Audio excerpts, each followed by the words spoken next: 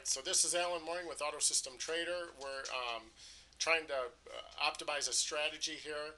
It doesn't look like it's going to be one that we'll be able to use, but I'm going to go to settings, and I'm going to take out the profit target of $500. So I'm going to format the strategies. The profit target, I'm going to turn this off.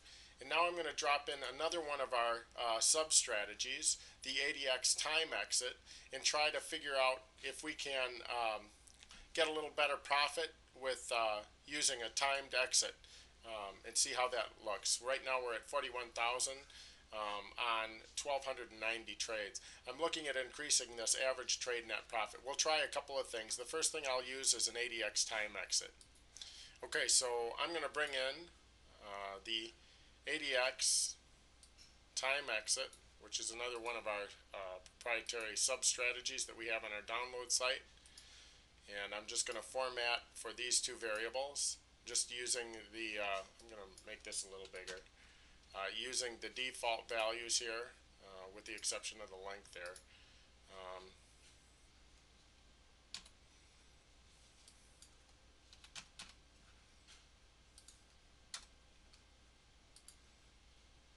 Okay, and so now I'll go ahead and optimize this and be back with you in just a bit.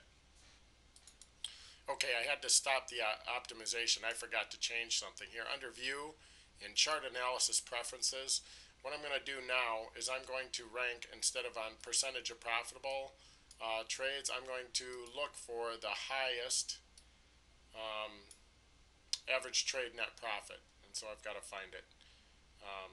Okay, here it is. All, meaning both long and short, average trade. I'm going to look for the highest average trade, so that we're getting I guess, an improvement in the average trade net profit. And instead of using the ATX Time Exit, since I'm not really getting great results, I'm going to use a different exit. This one is going to be a percentage trailing stop, and then I'll add the ATX after that. So I'm going to try to bring the percentage of profitable trades up by using a percentage trailing stop on both the long and short side. So I go down to percentage trailing stop, and we'll start with the long. And we'll format these. The floor amount, now this is always in dollars instead of pips. So, you know, if you're going to use these and you're going to switch on your position sizing, this may have to be changed. But I'll start at maybe 10 pips and go up to, let's go up to 70 pips, and let's just go 50 at a time. I'm not $50 or 5 pips at a time, and we'll go anywhere from 40% trailing to 120% trailing. We'll do 10% at a time. It is just got to change this to true, and I'm going to use the exhaustive method, and we'll just start optimizing. I'll be back. Okay, I'm going to wrap this up. It doesn't look like I'll be able to save this one at all. There's a couple things I do want to share, though, that I've learned in optimizing strategies. First, we've got plenty of trades here. You'll notice with the shorter time frame, we're using a 20-minute. You'll get many more signals, many more trades in most cases, and a lot of times it won't work because the shorter your time frame, the shorter the average trade net profit will generally be.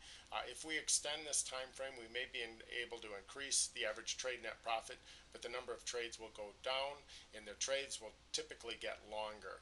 I do not like cutting off profits with fixed profit targets, but rather use a dynamic type of target that adjusts to the market and volatility and the way it's moving. So that's it for this video. I'll try to lengthen this up, use a little longer time frame, see if we can't make any better adjustments here.